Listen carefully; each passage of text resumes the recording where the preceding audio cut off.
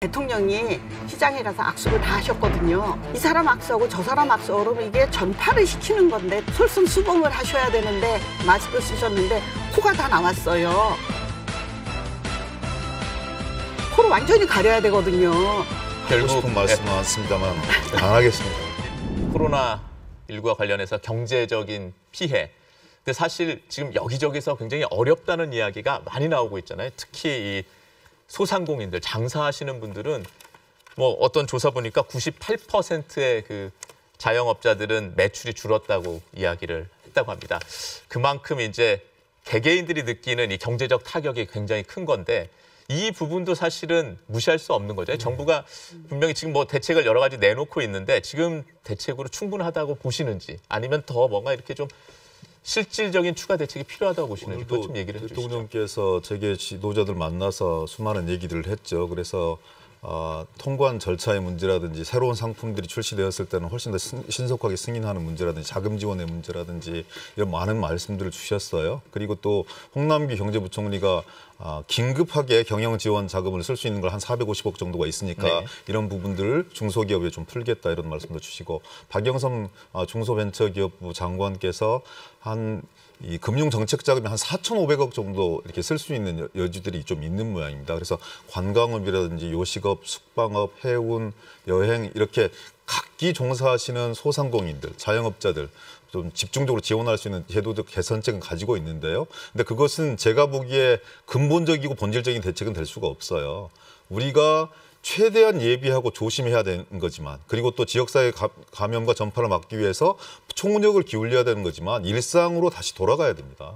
개인 위생 등 관념들을 철저히 하면서 일상으로 돌아가서 골목도 다니고 정상적인 소비 활동들을 했을 때 극복될 수 있는 문제이지 꽁꽁 문을 걸어 담근다고 해서 집 안에 있는다고 해서 해결될 수 있는 문제가 아니라는 그런 말씀들을 올리고요. 쉽지 않겠지만 저는 사회 지도층부터 좀 솔선하고 그리고 공동체에 이런 의식들도 좀 있어요. 너무 과도하고 강경한 이 대책들을 내놓는 것은 한편으로 면피용일 수도 있는 거예요. 어떤 사태가 터졌을 때 나는 책임지지 않겠다. 결국은 개인의 책임으로 귀결될 수밖에 없거든요. 저는 그래서 집중할 곳은 집중하고 선택할 것은 선택해야 된다. 모든 것들을 다 할 수는 없는 것이다. 네. 그리고 좀 더 과감하게 지역사회 활동에 환원되었으면 좋겠다. 이런 말씀을 올립니다. 네. 네, 그 경제가 아까도 말씀드렸듯이 이미 어려운데 이것 때문에 정말 이제 정말 타격이 심할 거라고 생각해서 정말 안타까운 마음인데 대통령이 좀 마음을 좀 바꾸셨으면 좋겠습니다. 소득주도 성장 그거 조금 바꾸시고 저 최저임금 이 기본적인 그거를 좀 바꾸고 이거를 블레임을 해야지 이게 전부 이 바이러스 때문에 경제가 나빠진다. 대통령이 이번에도 가서 뭐 경제가 좋아지고 있다. 고용이 좋아지고 있다. 그거 아니거든요. 그거를 조금 바꾸시면 좋겠고 아까 일상으로 돌아가죠. 저도 거기에는 저 동의합니다. 그 대신 국민이 잘 교육이 되고 계몽이 돼야 되는데 한 가지 지적을 할게. 이번에 대통령이 시장에 가서 악수를 다 하셨거든요. 아니 뭐 악수는 할 수는 있겠지만 이 사람 악수하고 저 사람 악수하고 그러면 이게 전파를 시키는 건데 대통령이 솔선수범을 하셔야 되는데 그런 모습을 보이면 안 되죠. 그러면 하고 나서 손 닦고 하고 나서 손 닦고 그러면 또 보기가 안 좋거든요. 그러니까 이런 거를 좀 신경이 그런데 너무 디테일에 신경을 안 쓰셨다. 또 하나 또 신문에 난 사진에 마스크 쓰셨는데 코가 다 나왔어요. 코를 완전히 가려야 되거든요.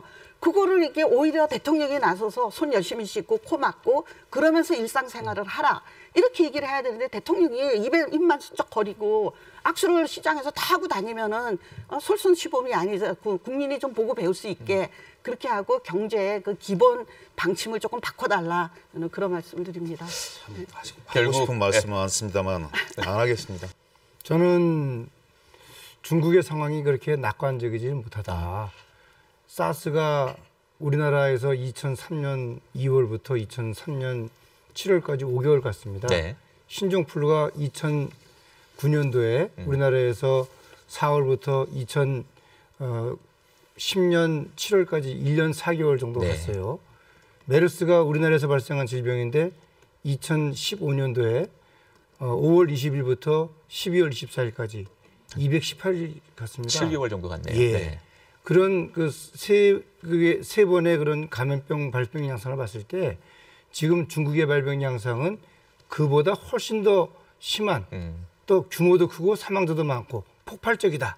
그런 상황에 비춰봤을 때 정점을 2월로 본다? 아닙니다. 훨씬 더 오래 갑니다. 그렇기 때문에 우리가 절대로 낙관적인 그런 전망을 해서도 안 되고요. 방역 당국은 지금의 현재 환자 발생에 뭐랄까 좀 이렇게 그 안심하기보다는 앞으로 지역세에 생겨서 그 지역세의 감염으로 인해서 훨씬 더 많은 환자가 발생할 거라는 걸 염두에 두고 철저하게 긴장의 끈을 놓치면 안 됩니다. 네, 알겠습니다. 이재갑 교수님은 어떻게 전망하시나요? 1분 정도. 예, 정 교수님하고 거의 인식은 같은 상황인데요. 네. 일단 저희가 이제 그러니까 앞으로 어떻게 하느냐가 우리나라의 실력을 보여주는 거라고 생각이 듭니다. 그러니까 지금 이제 일본만 보더라도 자기네들 되게 자신감 있게 했지만 여러 가지 지역사회 감염의 증거들이 보이는 것들을 보지만 아직은 그래도 다행인 건 우리나라가 그런 부분이 보이진 않거든요.